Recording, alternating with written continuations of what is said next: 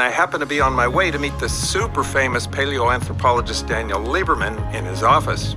Dr. Lieberman's books are fascinating, and I recommend them to everyone because he talks about sitting, diet, exercise, and how our ancestors evolved.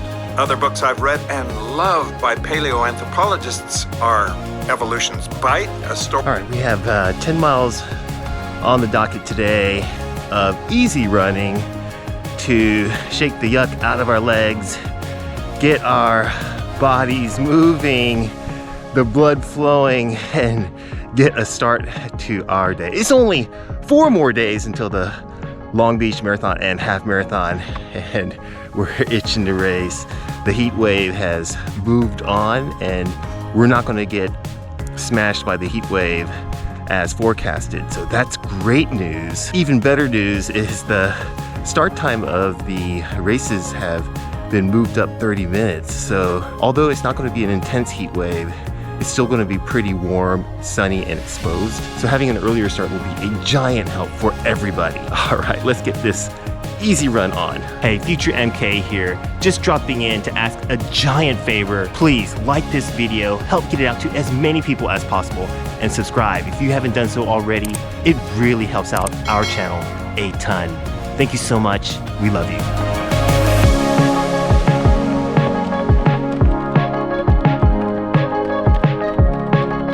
Come on, 8:05. How are your legs, Aya? Good. Mile 2, 7:53. All right, that's mile 3. Mile 4, 7:29. Mile 5, 7:56. All right, halfway done. Let's turn around and go on home. I'm hungry.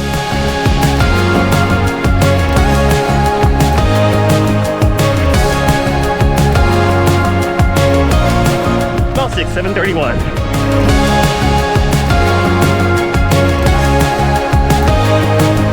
Wait a second. Hey Cole, I think I said that the Long Beach Marathon is 4 days away. It's actually 3 days away. Oh.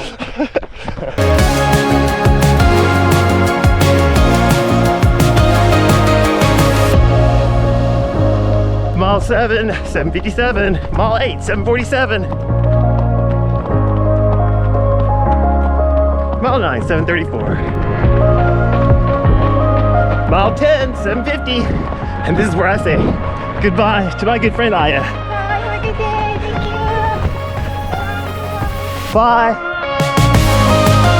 10.13 miles, 1 hour, 18 minutes and 39 seconds, 7 minutes and 46 seconds per mile. Easy run, 10 miles, done and in the books. So stoked to go inside and get something to eat. All right, let's go.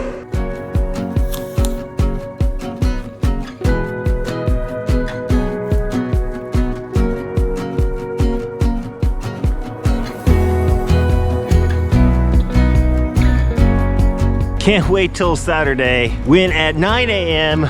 we'll meet at the expo entrance for a 3-mile shakeout run before we pick up our bibs. Hope to see you there.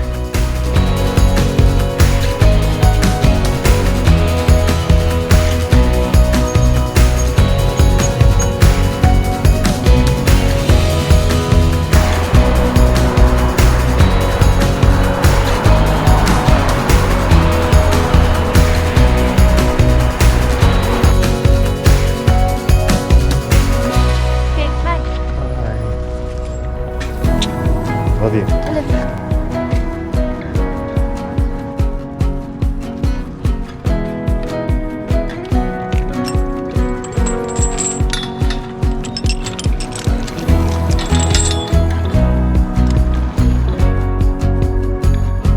Every Wednesday night we have a Zoom meeting called Coaches Club where all of the All Heart athletes have an opportunity to come.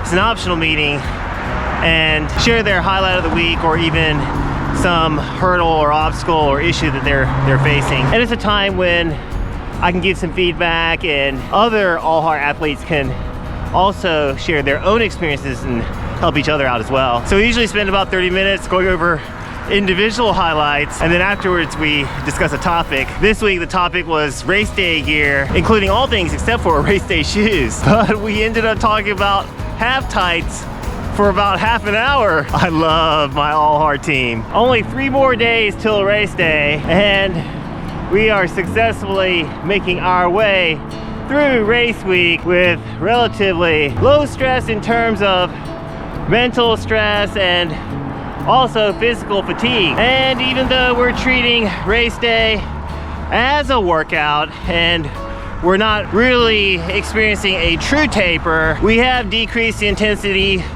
quite a bit, as well as the volume ever so slightly. So when people typically conventionally take a 2-week period for taper, from 2 weeks out we did our regular mileage, and we probably had our hardest week of workouts during that week. This week, during race week, with 1 week to go, we planned for about a 10% mileage reduction, and we decreased the intensity of the single workout that we usually have midweek by 50%. Since fall marathons are fast approaching, might be a good time to talk about common pitfalls that I've seen that runners go through during the taper weeks. One of the biggest mistakes that I've seen runners make during taper week is decreasing not just the volume of running, but decreasing also the intensity level. And with 2 weeks to go, by decreasing intensity level, you're really decreasing your range of motion, your stride length, and the mobility in your hips. And I've found that the tightness that runners feel during the taper week, and especially during race week, are often a result of limiting that range of motion. And then when it's time to open it up, it's really, really tight and difficult to do. So with 2 weeks out, make sure you keep the intensity up at least every 3 days.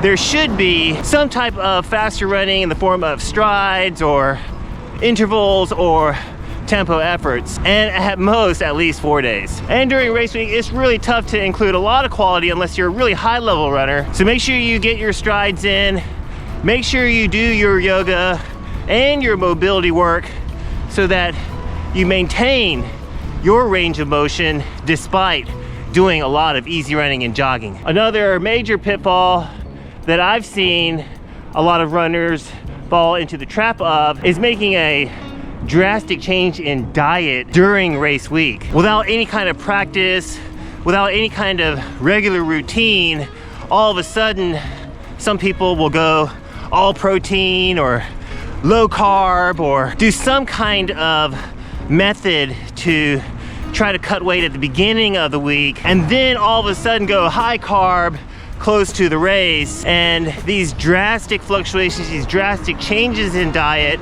can really, really mess with the gut, really mess with the metabolism, and can alter the way that you normally feel on race day. My best advice is to eat normally during race week. And if you want to attempt diet focus or diet centered strategy for race prep, start it before the taper so that it's a regular part of your routine and not a sudden change in your routine or regular diet. But if you're not attempting some kind of diet strategy in order to improve your race day result, then my suggestion is to keep things the status quo. Eat a little bit lighter during race week because of the decrease in activity. You'll require less calories. Don't overdo it, and make sure to do it proportionally and just decrease the calorie intake as needed only. And if anything, hydrate plenty, because it's not just sweat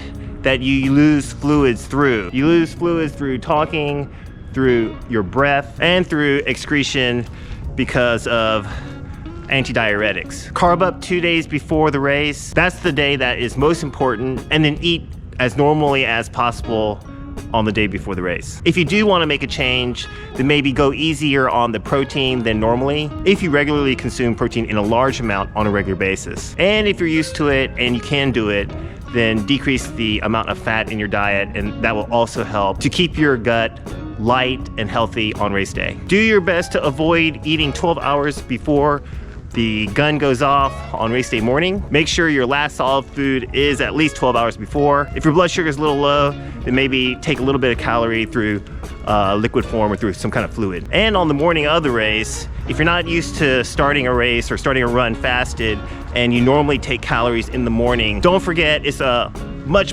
longer effort. It's a longer morning. You're gonna start off with a lot of itinerary-based movement, checking in your drop bag, getting on a shuttle bus if necessary, going to the corral, warming up, hanging tight until the gun goes off. So there's a lot of downtime. And then after the race starts, there's anywhere between 2.5 to 5.5 hours of race time. So it's a long morning, it's a long day. So be sure if you do take calories in the morning before the race, go very low in fiber so that you don't have gut issues during the race. Avoid these taper mistakes, these major pitfalls, and you'll be well on your way to having a fantastic race day and crossing the line with a smile on your face and your hands and arms in the air with a brand new personal best or a very memorable marathon race. I am so grateful for the best Patreon team in the whole wide world, without whom we cannot do any of this. Thank you so much. Love you so much. Got Instagram or Strava? Then check us out right over here for your daily dose of running motivation. Thanks, Cole. Looking for a spring destination marathon? Then search no further. Check out the Big Island Marathon in Hilo, Hawaii. Use code ALLHART for 20% off at registration. We'll be at the shakeout in Long Beach in a couple of days. Be sure to look for us there or look for us in the corral before the marathon starts.